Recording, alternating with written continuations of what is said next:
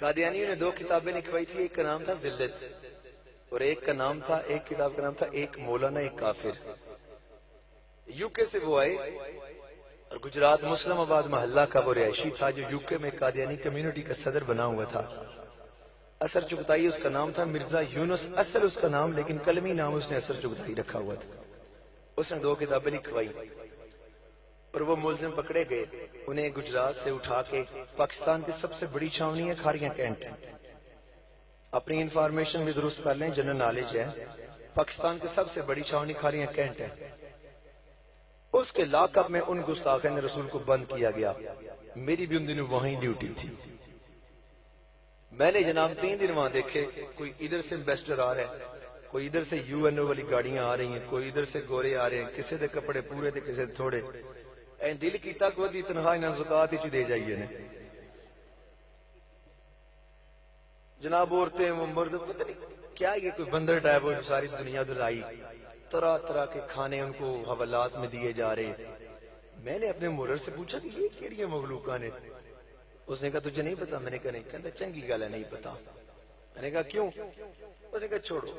میں نے امرا کلاں، اب جانتے ہیں نا امرا کلاں، تو یہاں میں نے نعت شریف پڑھنی تھی۔ بیسیکلی میں نعت خواں تھا، میں نے 2010-11 میں نے پورا پاکستان ٹاپ کیا ہوا ہے نعت خانی میں۔ اب یہ نعت خانہ دیو حال دیکھ کے نا تو لباس نہ پتہ لگتا ہے ہی ہے، نہ پتہ لگتا ہے شی ہے، پتہ نہیں کی ہے۔ میں کہا پیڑی صف شامل ہونا بہتر ہے، العلماء ورثۃ الانبیاء، انہاں دے قدماں نال لگو، اگلے جان بھی عزت تے اتھے بھی عزت پاو۔ ہن چیڑیاں والا سٹیشن انشاءاللہ پڑھائی دی کوشش کرنا پیا، جے اللہ توفیق دیتی دی کدے مرن تو پہلا پڑھی جاواں گے نا انشاءاللہ۔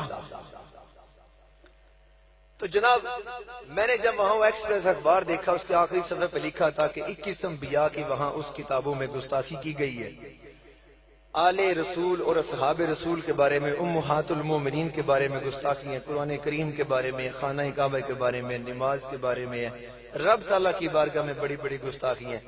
تو جب یہ دیکھا تو میں نے پوچھا یہ میں کیا پڑھ رہا ہوں؟ تو محرر نے کہا شاباش، ایسے ڈیوٹی کرتے ہیں۔ میں نے کہا کیا ہوا؟ کہتا وہ جو سامنے ہے وہی مخلوقیں ہیں۔ میرے ذہن میں یہ گمان میں یہ بات نہ آ سکی کہ پاکستان اسلامی جمہوریہ پاکستان اور یہ قائد اعظم اور علامہ اقبال کی سوچ اور فکر والا پاکستان، جسے ہمارے آستانہ جات والے حضرت قائد اعظم کے ساتھ مل کے بنانے والے وہ پاکستان جس کا 1973 کا آئین امام شاہ احمد رونی صدیقی بنانے والا ہو، وہ پاکستان۔ دل نے خیال کیا کیسے ہو نہیں سکتا، یہ مقدمہ غلط ہوگا۔ میں نے کہا یہ جھوٹ ہے۔ اس نے کہا جا کے پوچھ لو۔ میں بھی وہاں پہ ملازم تھا، میں گیا جا کر ان سے پوچھا، میں نے کہا یہ ساری داستان کی ہے؟ انہوں نے کہا جی واقعی سچ ہے، ہم نے ایسے کیا، یہ کیا، وہ کیا۔ میں آیا کوت میں آ کے رائفل لینے کی کوشش کی، میری ان سے وہاں تو تکرار ہو گئی تھی۔ تو محرر نے مجھے کہا تم گھر چلے جاؤ۔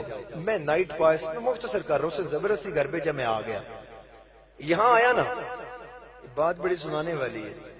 یہاں جب محفل پہ آیا امرا کلام ہے، وہاں میں نعت شریف پڑھ کے یوں سامنے بیٹھ گیا، اور سامنے پیر و مرشد سید مظہر قیوم شاہ صاحب مشہدی رحمت اللہ تعالی علیہ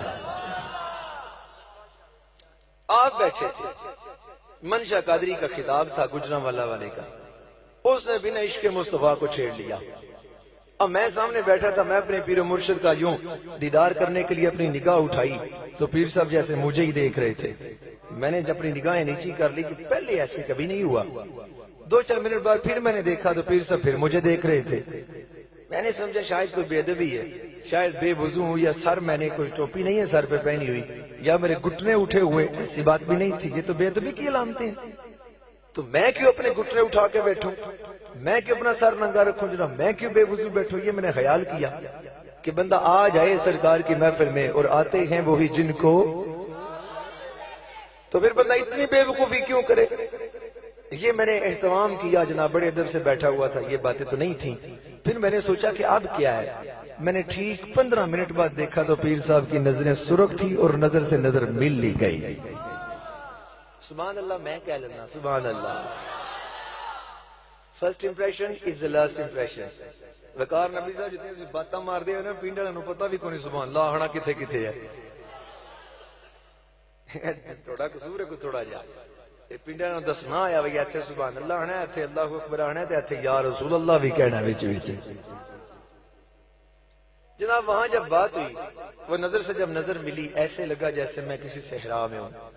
وہاں پہ کوئی میٹھی سی آواز، اس کے ساتھ میری مشاورت ہوئی، 5 وہاں پہ پلین بنے کہ صبح ایسے گستاخوں کو وصل جہنم کرنے۔ 6واں پلین جب سمجھایا گیا، اس میں وہ رائفل بھی دکھائی گئی، معاملہ کلیئر ہوا۔ اس کے بعد میرے بھائی نے مجھے یہاں پہ ایسے ہاتھ دیا، اس نے کہا اٹھو۔ میں نے کہا کیا ہوا ہے؟ کہتا ہے کہ لوگ مصطفیٰ جان رحمت پہ لاکھوں سلام پڑھ رہے ہیں۔ میں نے کہا پھر؟ اٹھ گیا، درود و سلام پڑھا، پیر صاحب کے ساتھ مصافحہ کیا، ہاتھ چوما۔ پیر صاحب نے میرا ہاتھ پکڑ کے مجھے فرماتے ہیں بیٹا تم میں سے کوئی پولیس میں بھی تمہارا کوئی بھائی ہے؟ میں نے عرض کی جی حضور۔ میں نے کہا جی میں ہی ہوں۔ فرماتے ہیں واہ سبحان اللہ، آج کل ڈیوٹی کہاں دے رہے ہو؟ میں نے کہا جی کھاریاں کینٹ۔ اس وقت وہاں کے حافظ منور حسین صاحب زندہ تھے، بزرگ حافظ قرآن، استاذ الحفاظ۔ پیر صاحب نے کہا حافظ جی دیکھو کڈے نصیب کہ ساڈا بیٹا کھاریاں کینٹ ڈیوٹی دیتا پیا ہے۔ حالانکہ کھاریاں کینٹ وہ تھانہ ہے جہاں پہ وہ صرف بندے وہاں پہ ڈیوٹی کرتی ہیں کہ جنہیں کرپشن سے کوئی سروکار نہیں ہوتا۔ صرف کھاریاں کینٹ کے اندر اس کی حدود ہے، وہاں کرپشن کا تصور ہی نہیں۔ عام لوگ اسے کہتے ہیں کہ بڑا بھوکا تھانہ۔ لوگ وہاں پہ وہ قسمت والے نہیں جاتے، دوسرے نصیبوں والے جاتے ہیں۔ کہا جی دیکھیں ان کے کتنے نصیب ہیں۔ پھر مجھے فرمانے لگے کہ کوئی مشکل تو نہیں پیش آ رہی؟ میں نے کہا جی نہیں۔ فرماتے ہیں چلو ایسے کرنا، صبح ڈیوٹی آسان طریقے سے دینا، ثابت قدم رہنا، اور یاد رکھنا گھبرانا نہیں۔ یار مجھے یہ سمجھ نہیں آتی، مجھے تو یہ کوئی سمجھائے تو صحیح، کوئی مجھے بھی کوئی آنکھیں کھول کے دکھائے تو صحیح۔ پیر صاحب یہاں بیٹھے ہوں، یہ اس مرد مجاہد کی بڑی شان ہے۔ یار ماں کو چھوڑنا کوئی آسان کام نہیں، بھائی کو چھوڑنا آسان کام نہیں، اتنے پیسے لالچ کو چھوڑنا آسان کام نہیں۔ مجھے بھی 50 لاکھ کے لالچ ملی ہیں، چھوڑنا آسان کام نہیں۔ لیکن یہاں بیٹھ کے مجھے وہاں والے کا مشورہ تو دکھائیں، میں جانوں یہ اللہ کے ولی ہی ہیں جو سرکار کی خیرات لے کر دلوں کے حال بیان کر دیتے ہیں۔ انہیں کس نے بتایا تھا کہ میرا تصور میں یہ معاملہ طے ہو رہا ہے کہ صبح میں نے جو ڈیوٹی دینی ہے وہ آسان طریقے سے دینی ہے اور ثابت قدم رہنا ہے، گھبرانا بھی نہیں۔ لیکن مختصر کرتا ہوں، میں اس رات نہ سو سکا۔ صبح تھانے میں گیا، وہاں تقریباً 11:55 تھے جب میں تھانے میں انٹر ہوا۔ وہاں جا کے میں نے اسے کہا، اس نے کہا جی آ گئے ہو؟ میں نے کہا آ گیا ہوں۔ کہنا ٹھنڈا ہو گیا، کمال 10 ڈیوٹی کی تھی۔ اس نے کہا عید کا کھاریاں جمعے کی نماز پڑھانے کے لیے جانا ہے۔ میں نے کہا چابی دو، کوس رائفل لے۔ تھانے میں صرف 2 کلیشن کوف تھی، 3 G3 تھی، 2 MP5 تھی، بس۔ رائفلز بھی ایسی تھی ان میں سے چلنے والی صرف اور صرف کلیشن کوف تھی دونوں۔ سارے رستے دعا کرتا گیا کہ یا اللہ ارادہ تو بن گئے، اب کلیشن کوف مل جائے۔ حالانکہ وہ تصور میں دیکھی تھی، لیکن ابھی علماء کی اتنا قریب نہیں بیٹھا تھا۔ وہ توکل اور وہ یقین، وہ سارا کچھ وہ نہیں تھا ابھی اتنا۔ جب وہاں پہ گیا حیران رہ گیا، باقی کوئی رائفل وہاں پہ موجود نہیں، صرف ایک کلیشن کوف موجود ہے، وہی موجود ہے جو مجھے تصور میں دکھائی گئی ہے۔ رائفل لی جو تو وہاں پہ مجھے حکم دیا گیا، میں نے اس کی گولیاں نکالی، 23 گولیاں تھیں، ان میں سے 6 یا 7 خراب تھی، سکہ بھی ایسے ایسے ہلتا تھا۔ اور میں نے انہیں اپنی رومال سے صاف کر کے انہیں نکالا نہیں، انہیں میگزین میں نیچے رکھا، کیونکہ اللہ تعالیٰ کا یہ فضل و کرم ہے، صرف ہوں 55 سیکنڈ اور میری آنکھ پر باندھی گئی یہ پٹی، اور میرے سامنے کلیشن کوف AK-47 یا G3 یا MP5 یا سیمی آٹومیٹک، ان میں سے کوئی بھی رکھی جائے اور میری آنکھوں پر پٹی باندھی جائے اور مجھے کہا جائے کہ انہیں کھول لو تو میں نے کھول دیتا ہوں، اور انہیں پرزے ایسے ایسے کر کے کہا جائے جوڑنے بھی ہیں تو صرف 55 سیکنڈ کافی ہے، میں کھول بھی لیتا ہوں، جوڑ بھی لیتا ہوں۔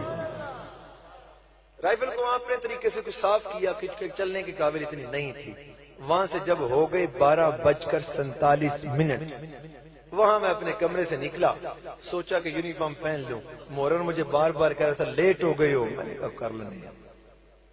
اب میں نے وہاں پہ ایک خط لکھا اپنے گھر والوں کو، اور اس میں وصیت لکھی کہ میری جائیداد کا حصہ میری ہمشیرہ کو دے دیا جائے، اور اگر ہمشیرہ نہ قبول کرے تو کسی مدرسے کو دے دی جائے۔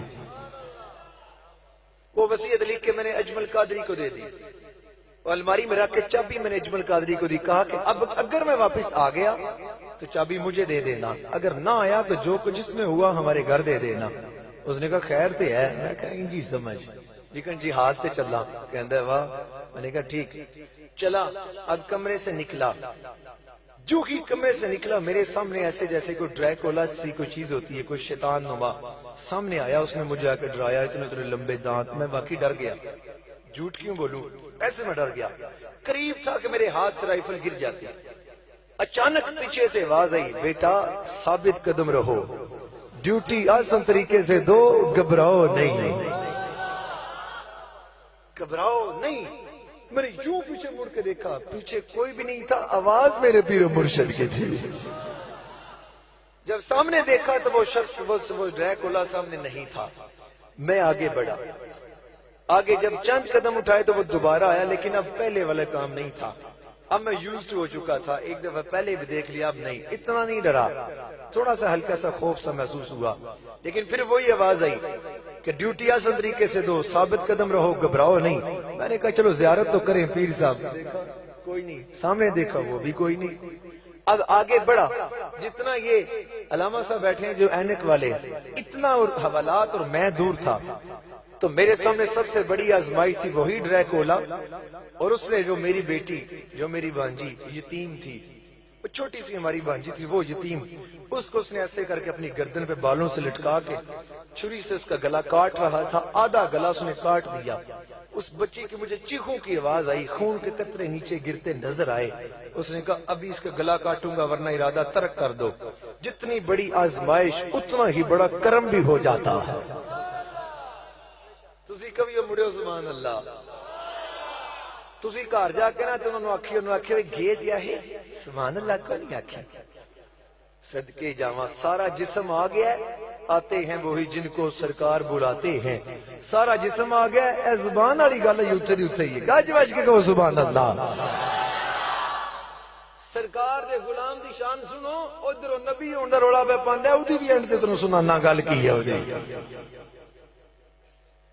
اب جتنی بڑی آزمائش اتنا بڑا کرم، پیچھے میرے یوں دایاں ہاتھ کسی نے رکھا ٹھنڈا ٹھنڈا، دائیں ہاتھ کی پہچان اس لیے تھی کہ انگوٹھا اس کا بھی اس طرف تھا اور میرے اس طرف لگا، اتنا شعور تھا، اتنی میں ہوش میں تھا، اور جب میرا یوں لگا تو پیچھے سے دبا کے کسی نے کہا بیٹا ڈیوٹی آسان طریقے سے دو، ثابت قدم رہو، گھبراؤ نہیں۔ جب مڑ کے دیکھا آواز پیر و مرشد کی تھی، ہاتھ پیچھے ہٹ گیا، جب سامنے دیکھا نہ بچی تھی نہ وہ ڈریکولا تھا نہ خون تھا۔ جب حوالات کے قریب پہنچا اور انہیں کہا آپ بتاؤ ارادہ کیا ہے، اس نے کہا تو کون ہوتا ہے پوچھنے والا، تمہارا ڈی پی او بھی نہیں پوچھ سکتا، کل ہم یو کے جا رہے ہیں۔ میں نے کہا ڈی پی او پوچھے نہ پوچھے، کملی والے کا گداگر تمہیں پوچھنے آ گیا ہے۔